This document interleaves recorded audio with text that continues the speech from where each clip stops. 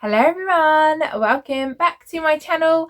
My name is Beth. I am a homeschooling mum of 3 children in Suffolk in the UK, and today I thought I'm going to do a little video about sitting GCSEs as a private candidate and exactly how to do it, a 6-point step-by-step instructions of how to do this, because my eldest has just sat this week her first GCSE exams, and I would have found it really helpful if there was a video just showing me step by step what to do and how to do it, because it can all be a little bit confusing. And this is kind of the information that I have got from different sites, mostly Facebook pages, because parents are amazing writing all their information on there. And I've just collated it into this one video so that you can literally just watch this and you should know everything that you need to know to help your children through their GCSE exams. First of all, let me talk to you through GCSE exams. It seems like an absolute minefield, doesn't it? It seems really difficult, like a lot to do. For me, the thought of trying to sit my children through 10 GCSE exams in one go just seems insane, which is obviously what they would do at school. From my point of view, I want them to have GCSEs because I think that without GCSEs, it's going to be potentially a hindrance if they want to go on to further education. But obviously there are many other routes, and if your child is really going to struggle and struggles academically, there are so many other things you can do. You can get apprenticeships without any GCSE qualifications, or you can do apprenticeships where they also go to college one day a week and do maths and English GCSE. So there are lots of different options, but for me, if my children can, I'd like them to get GCSEs. However, they do not need to have 10 GCSEs. They need to have 5 to get into sixth form or college onto the next step. So this is how we're doing it. We are sitting 2 GCSEs exams every year. So my eldest, she is in year 8, so she's 13, and so she has sat 2 GCSE exams this year. Now, I don't say that to boast. Yes, she is, fairly intelligent. However, doing 2 is very, very doable, particularly if you just did 2. If you just focus on 2 subjects in the year, that is really doable. She has done one of these courses in 1 year and the other one in 2 years. And that is such a doable thing. She probably spends 4 hours a day, I'd say, on average, Monday to Friday, working, and she has done, hopefully, really well. We won't know until August, but she has been doing really well, and it is definitely doable. So let me walk you through step by step how to do this. So step 1, I've got my notes over here, so sorry if my eyes dart over. Find a subject. So someone said to me the other day, there are 90 GCSE subjects that you can do. There are lots of different GCSE subjects. Now, a lot of the actual standard GCSEs you cannot do as a private candidate. If it has a practical element, it seems that you cannot do it. This counts also for things like English language, where there's an oral part, so you cannot do the standard English language GCSE. My daughter has just done maths and religious studies as normal standard GCSEs because they didn't have any kind of extra part to them, any practical part to them. But a lot of the GCSEs you cannot take as a private candidate. So we also looked into like food tech at the beginning of this year. I think there's one place in the Midlands which will let them do their practical part, but you have to go for 1 week and it's like £400, only like 20 spaces or something like that. So essentially, unless you know of something else and somewhere where they will let them sit their practical part of the exam, you can't do them. So what a lot of home educated students do is something called an IGCSE, or an international GCSE.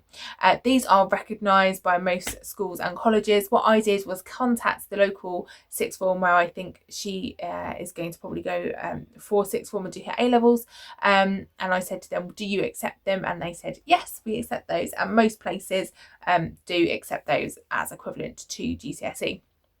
They are different. So you cannot get tutoring for like normal, say, GCSE English. You have to get specific tutoring for IGCSE English because it is different paper with different information, different questions, etc. in.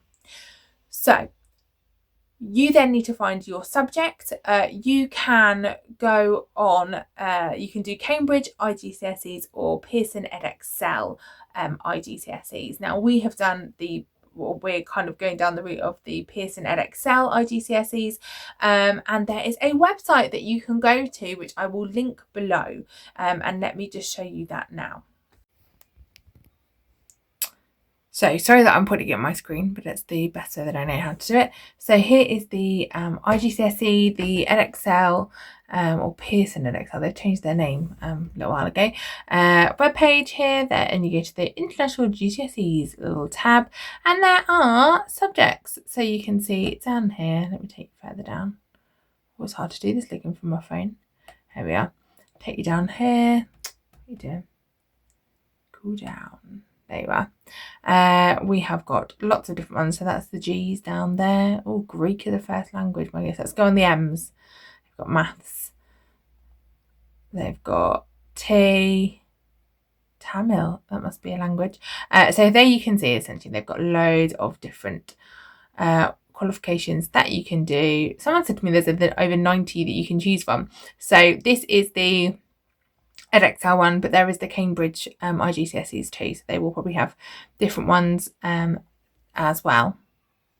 So once you're there, you can see a whole choice of IGCSEs or GCSEs that you can do as a private candidate, which takes me on to step 2.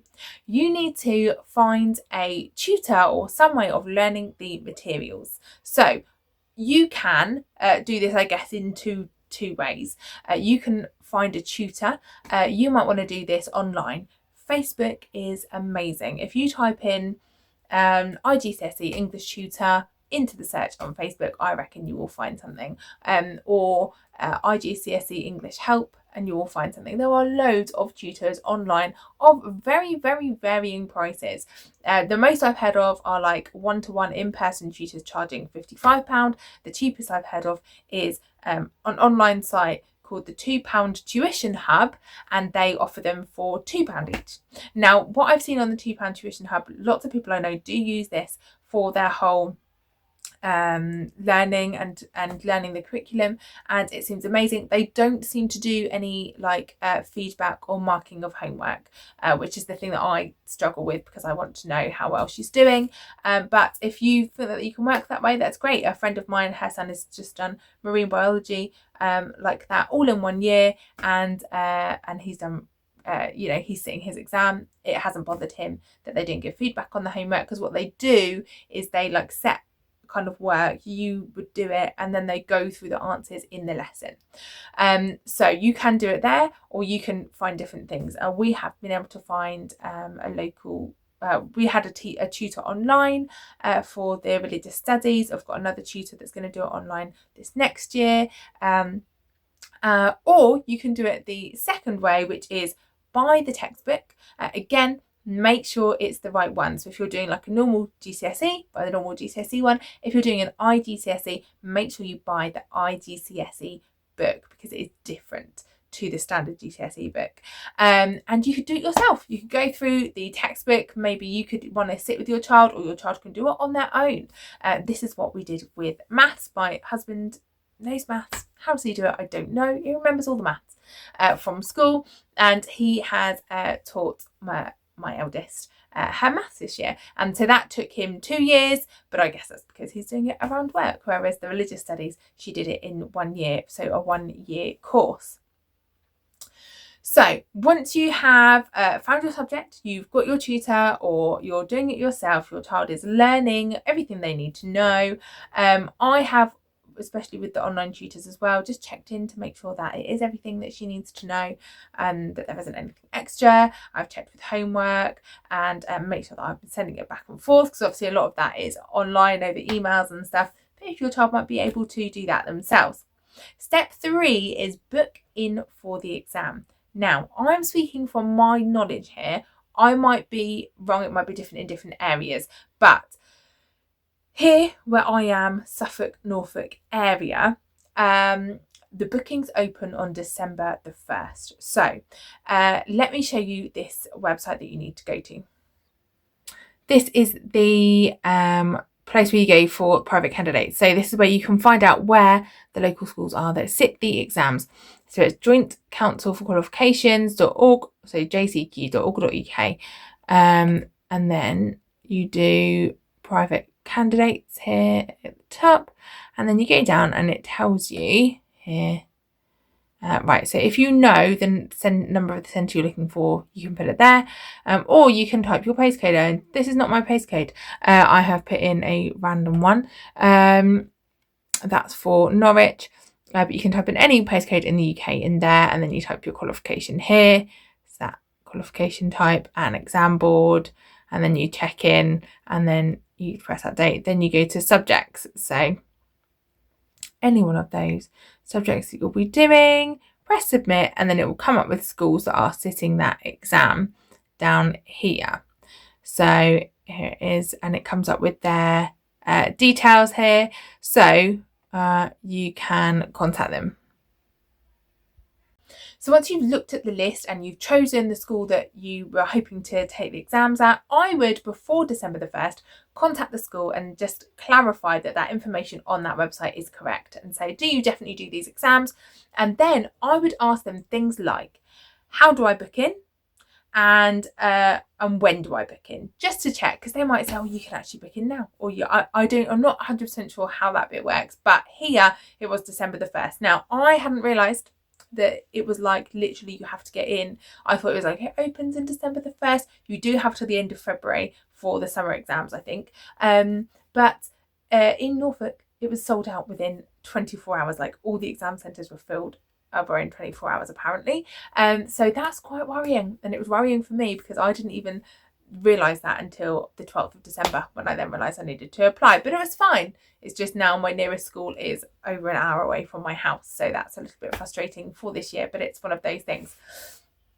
So contact the school beforehand, just check when the booking date is, how to book in, do they do those subjects, and go from there. Book in on the date that they say, probably the 1st of December. Step 4, go and look around the exam centre. So you can have exam centres or schools where they can sit their GCSEs. Should have said that before, sorry. So there are some other exam centres where there's not a school, it's just a complete separate thing and you can sit exams there. Go and have a look around, because the worst thing is turning up on the day, not knowing quite where to go, not going maybe what door to go in, or they don't know where to sit or where the toilets are. So we went to have a little look around. And they were really lovely, showed us around. It was really simple, obviously, you just walk in the door, there it is. But it was just lovely that on that first day of the exam, with all the worry and nervousness of the exam, you didn't also have the worry and stress of where do I go, where do I park, how long is it going to take me to get there, etc. And check with them, first of all, what time you should be there on the day of the exam, because they might want you there half an hour early. They might say just turn up at 9 o'clock as it starts. Also check with them what you need to bring. So for some exams, you might need to bring certain things with you. So for like a maths exam, you might need a calculator or protractor or tracing paper. Ask them, do we need to bring them or do you supply them? We've just taken them anyway and they haven't actually supplied them, but they probably would have done if I needed to. And secondly, check with them other things you need to bring. So I think as far as I know, you need to bring ID with you. So we actually had to get a passport for my eldest because she didn't have one, and they needed a passport for ID. So I needed to get that beforehand in advance. Number 5, turn up on the day. That sounds really obvious. We went to a school this week and 2 students didn't even turn up, which seems really random. But I would massively urge you to turn up early. Now, I am an early person. We arrived there this week and I was like, oh, we were only just on time. My husband said, what? Just before 9? I was like, well, no. We were just on time for what I wanted to be, which is 25 to. So it really was fine. But some people I know struggle with time, but my goodness, like take that pressure off yourselves, take that pressure off your children, get there on time, get the right time for your exam. I also had this week where I've got that whole exam list printed off up there and I thought they all started at 9. Just realised the next one starts at 2 o'clock, so I've had to cancel work for the day. So check that. I would print it all off. We also took with us a little just post-it note written out with her candidate number on it, because this has to go at the top of every exam paper. I would also beforehand make sure that they've definitely done a mock paper so that they can see, even just on the front, where to type, where to write their name, where to write the candidate number, all of that thing, so that on the day it's as easy as possible and you've given them the best advantage that they can have.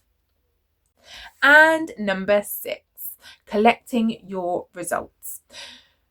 This is something that I am yet to do because this is our first year, but I have heard of other friends who then forgot to ask, how do we get the results? And then you come to August and the schools are on holiday, so you can't actually contact them. So when you go in for your exam, ask there, how do I collect the results? Are they emailed, or do I turn up on the day and collect them? And when do I collect them? And they should then give you all the information. But the last thing you want to do is then done all this work, sat the exams, and then you get there and afterwards you suddenly realise, like a month later, 6 weeks later, hang on a minute, where am I going to get the actual results from? So make sure that you ask. I hope that's helpful. If I've got anything wrong, or if you've had a different experience and it might be different in your county or whatever, then please comment down below, because it's really useful for people to see. And I've realised that I'm not infallible and I could have got some things wrong. But I hope that this is helpful, because I would have loved a video like this so I could see step by step exactly what to do. It's scary, isn't it, being in charge of your children's education? So I'm hoping that this has made it a little bit easier. Thanks for watching. See you again soon. Bye.